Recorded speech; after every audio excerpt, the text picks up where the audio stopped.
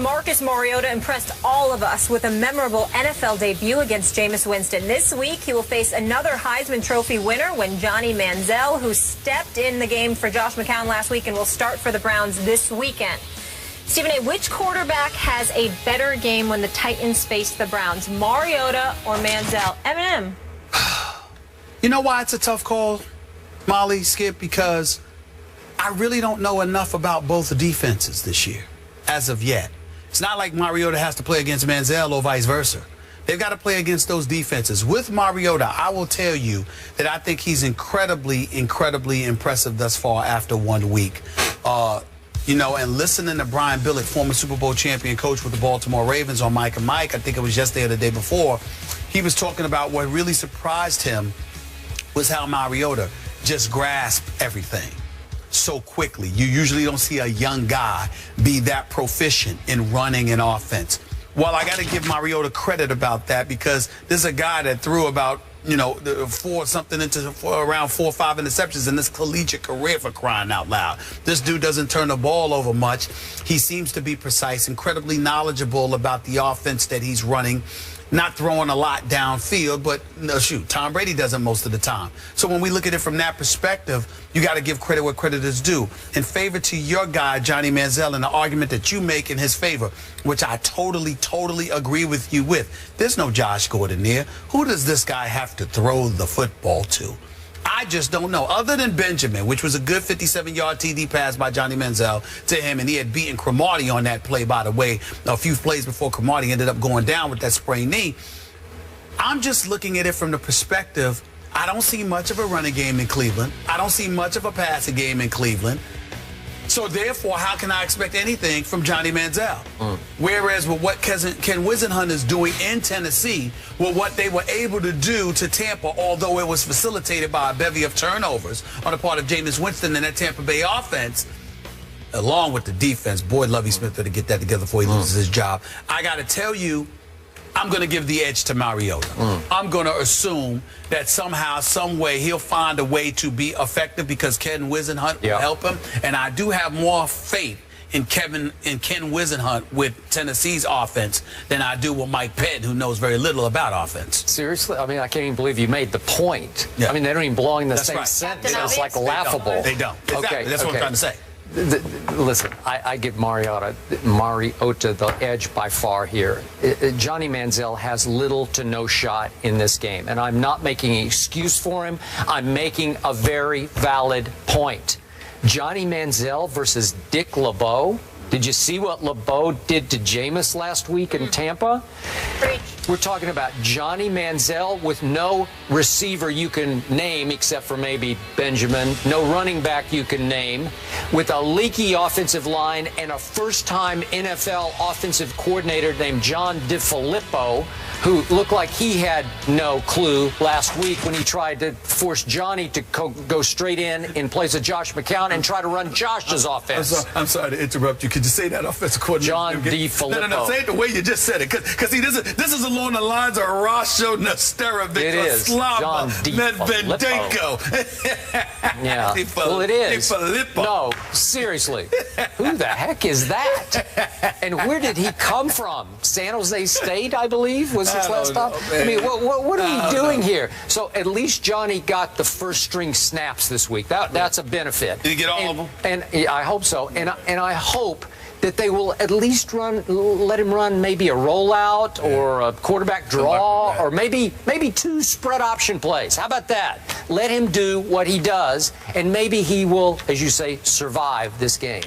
All right, we're going Mariota. Let's see how good he is, if he can go 2 for 2. Jake Cutler in the Bears are home card to the Cardinals. Stephen A's distracting me because we're talking about Cuddy. Will Jay shut up his critics? Oh, he got a nickname now. Yeah, Cuddy. When did he earn a nickname? Marty and Cuddy. When did Jay Cutler earn a nickname? Next. From Get Marty this guy Bennett. out of here. Yeah, come on. Keep up. Probably as much as any team in the league, but I don't fear him. I can tell you that much. I'd much rather have a win against a first ballot Hall of Fame coach, you know, and Belichick than a slappy coach. I mean, shoot, he's going to get what I got. Go, you got him. We got the Gronk. We're putting Kong on them. I get it. They got all the trophies, and they got the record says what it is. But, you know, I think we got the same record as we had in that stadium on Sunday. It's a brand new team, and we'll see what happens. Don't talk about it, be about it. On Sunday, we'll see who can walk the walk, Belichick's Pats or Rex's Bills. Which team has the mental edge heading into Sunday, Mr. Bayless? I believe the New England Patriots won this week psychologically with one line from its head coach, from their head coach. Let's hear it. We've done okay. I think we've done okay against Rex Ryan. That's what Bill Belichick said. And that closed the case and closed the week for me. I like Rex. I love him in his press conferences and his media sessions. Loved having him on a show when we visited up to the training camp. He's the biggest thing in Buffalo since Jim Kelly retired. That place is going crazy over Rex, and it's in large part because of his persona and his showmanship and his mind gamesmanship that he plays with Belichick and Brady. That excites that region. That place will be on fire this Sunday. But I thought that Rex got a little too full of himself this week. And I thought he talked and talked and talked to the point that, and I'm just guessing on this, that Tom Brady will no longer be distracted by the mind gamesmanship that he so brilliantly usually plays. I think Tom Brady will be infuriated by it. And I'm going to say this again. I believe you're going to see Tom Brady once again be on an 07 style mission in which he's going to take Deflategate out on opponent after opponent after opponent.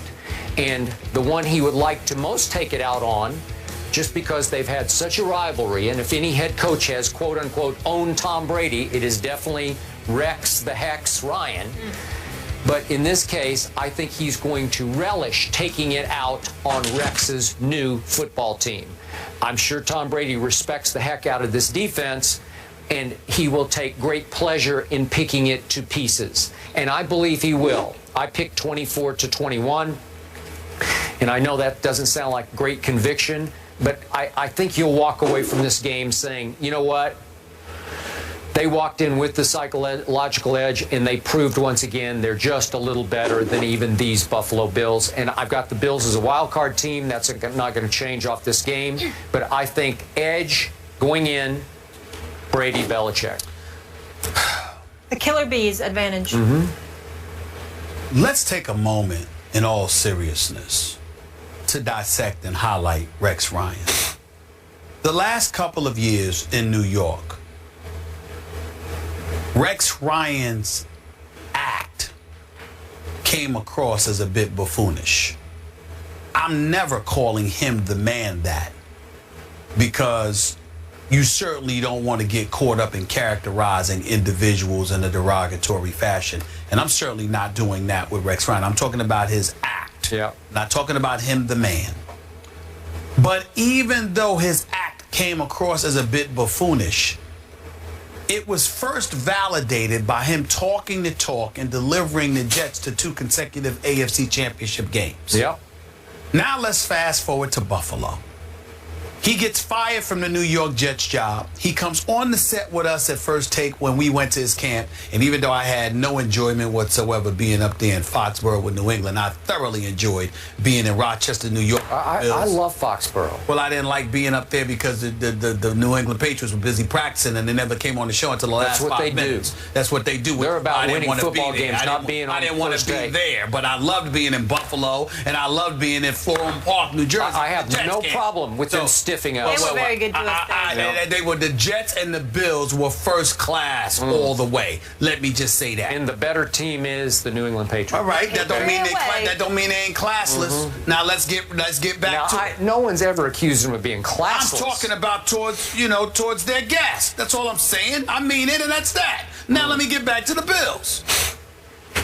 Rex Ryan is talking, but damn did they back it up opening day. They ran the Indianapolis Colts out the stadium. And all I'm saying to you, Skip, is this. Let's give the man credit.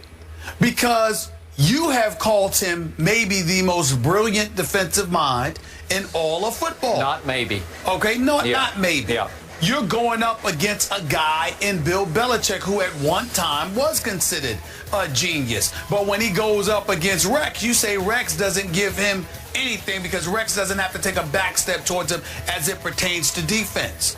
All I'm saying is that Rex Ryan has earned the right from a defensive standpoint, particularly when you see the defensive personnel that he has at his disposal with this Bills team. Rex Ryan deserves the right for us to step back and say, let's see. Yeah. Because that's where I'm at. Because it's not just Rex Ryan talking with no personnel to work with. Now, when he told me the Jets were going to win, you know, because they were going to score points, and I'm looking at Geno Smith as your quarterback and Eric Decker as your number one wide receiving offensive option, I knew that was a joke. But when you tell me we've got some studs because you went out and got LaShawn McCoy, because Sammy Watkins is your wide receiver, okay, because Tyrod Taylor is somebody that can make things happen. And then I look at this defense with Hughes, with Kyle and Mario Williams and these boys, and Marcel Darius coming back. I'm like, whoa, and Gilmore and those guys. I'm like, okay, these brothers can get at you. And that's all I'm saying. Tom Brady may very well be great, but he might need to be great in order to get out of there alive on Sunday afternoon, figuratively speaking. I think he'll be okay. I think he'll, all right, he'll survive. I'm just saying. I'm just saying. I didn't mean it literally. I'm just talking I football understand. vernacular. No, I got I'm saying, look, man, these guys are coming. And we know that Rex has brought the house when he hasn't had personnel like this. He had a strong secondary in New York. In Buffalo, he's got a front seven, man, that might be the best in the NFL. Okay. It's not a joke. All right. It's definitely not a joke. Now, back to psychological edge. Now we're being told that the Buffalo Bills official pro shop is selling little air pumps used to inflate or deflate footballs, selling them to the fans, maybe to take to the stadium. So we're being told. Not a big deal, but I'm telling you it's going to be a deal. I will admit to you.